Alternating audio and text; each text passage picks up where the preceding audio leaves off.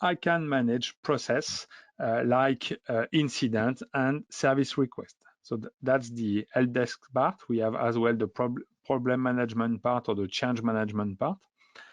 And so what's important to know in iTop is we have the console, so the interface I'm displaying right now, and we have as well the end user portal, which is a particular interface for end users with a simplified web application that is responsive. So when I have a particular profile, the portal user, when I connect to iTop, I will access this interface directly and not the other. So in this interface, we display just the information we would like to share with the end users, like global communication, frequently asked questions. We can allow them to create new requests, incident or service request, and follow up their ongoing request. So if I click, for example, here on new request, this person, Frida Kahlo, is allowed to see only the services displayed in his organization contract. So for example, she can ask for computer and peripheral and ask for a troubleshooting request. She will have a basic form, so without the whole complexity of the ticketing system, where she's allowed to define the impact and the urgency of the incident, a short description, a short title, and a description, which is HTML based, so she can format stuff. She can put information like, hi guys, I have an issue. She can copy paste screen copy. So I will do a quick screen copy like this one. Or drag and drop image in the description area. So it's not an attachment. She can just copy paste stuff.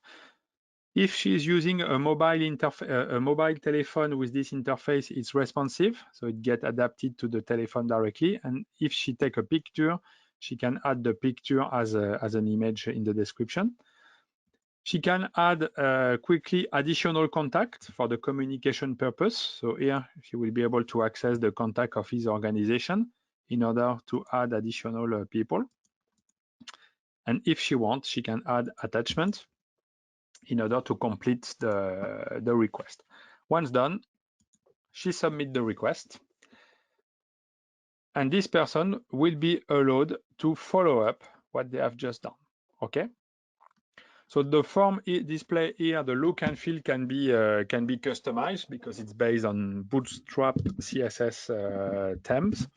And now she can interact with the support team using a public log. For example, WhatsApp. And she updates the query. Another example of query, a little bit more complex. I will take another service, new laptop ordering. When she submits a request, we will have the standard characteristic of the ticket, service subcategory, impact, urgency, but as well a customized form that will ask for this particular request more details. For example, on which location we would like to deliver the PC.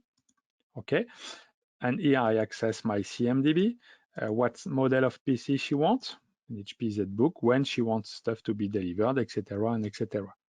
A title, a description, and she submits the request.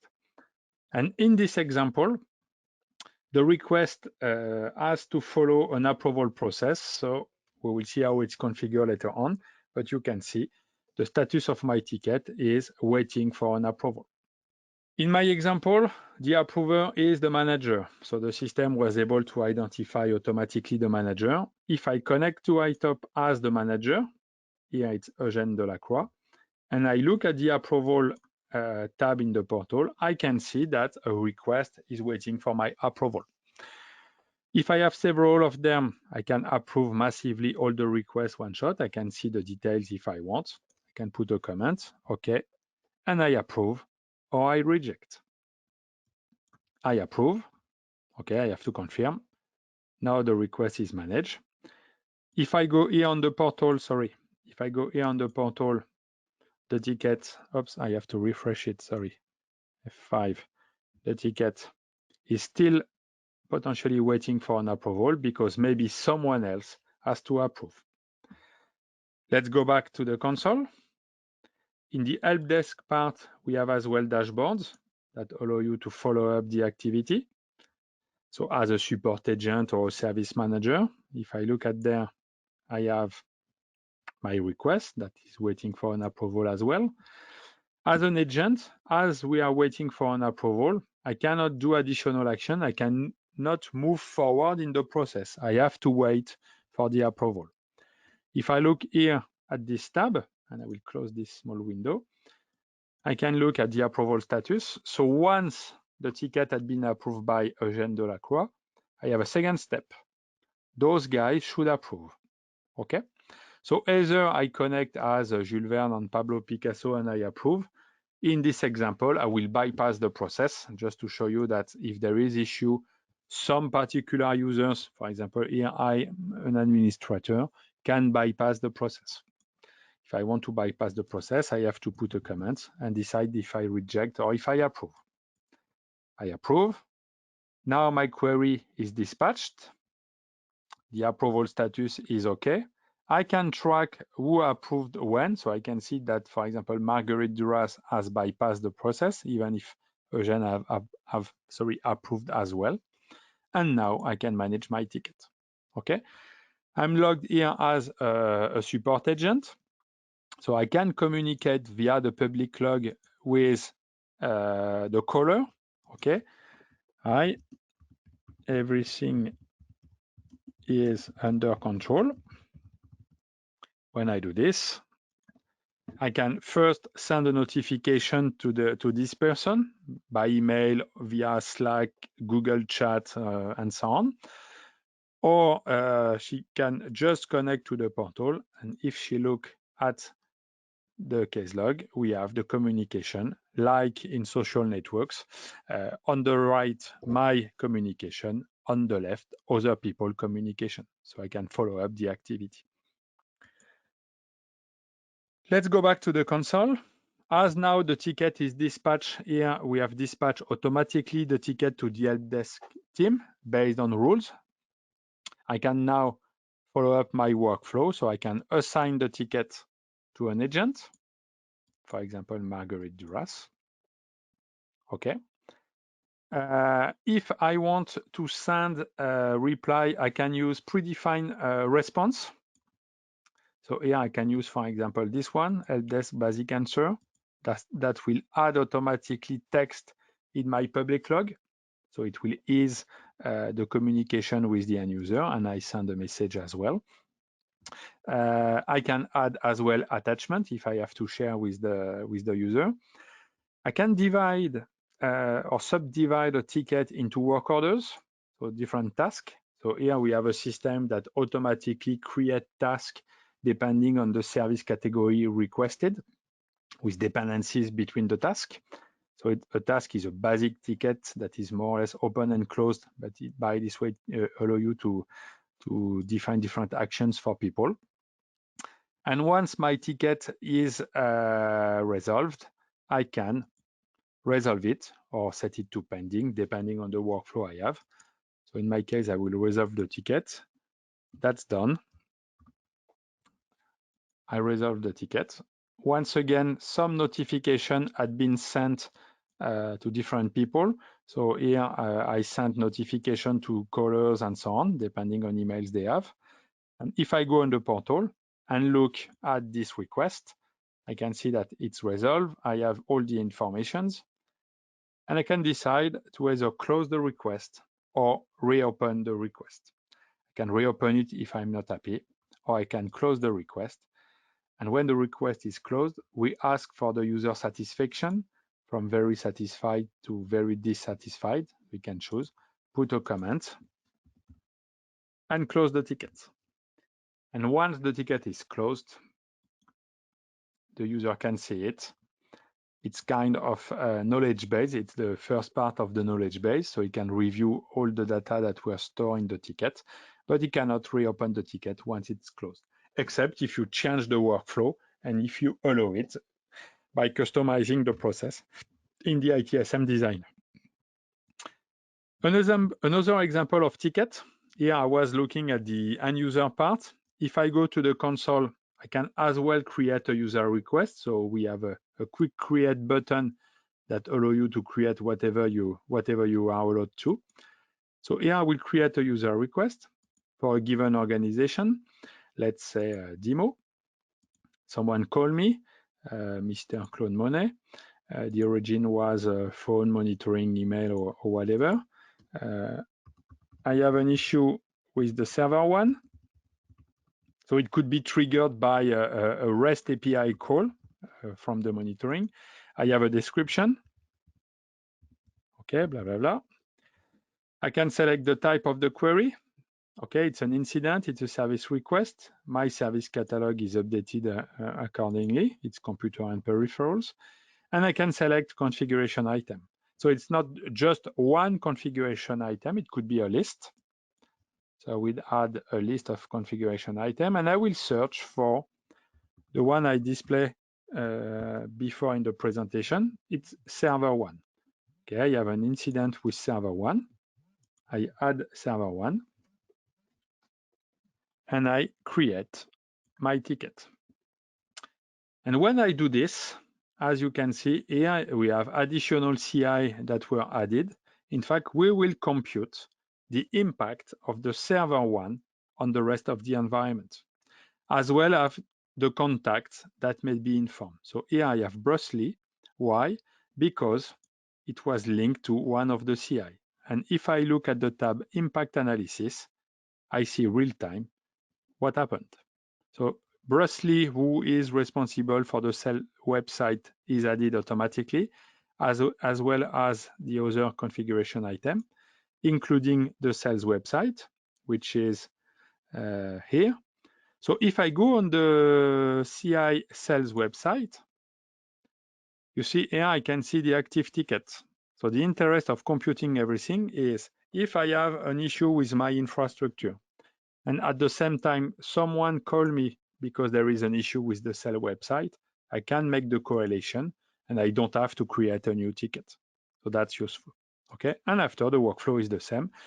I will create, I will assign my ticket, I will resolve my ticket and so on. And if I have child request, when I resolve a request, it automatically resolves the child request. So that's for the workflow. We have different rules, as I said, to configure automatic actions. So for example, dispatch rules.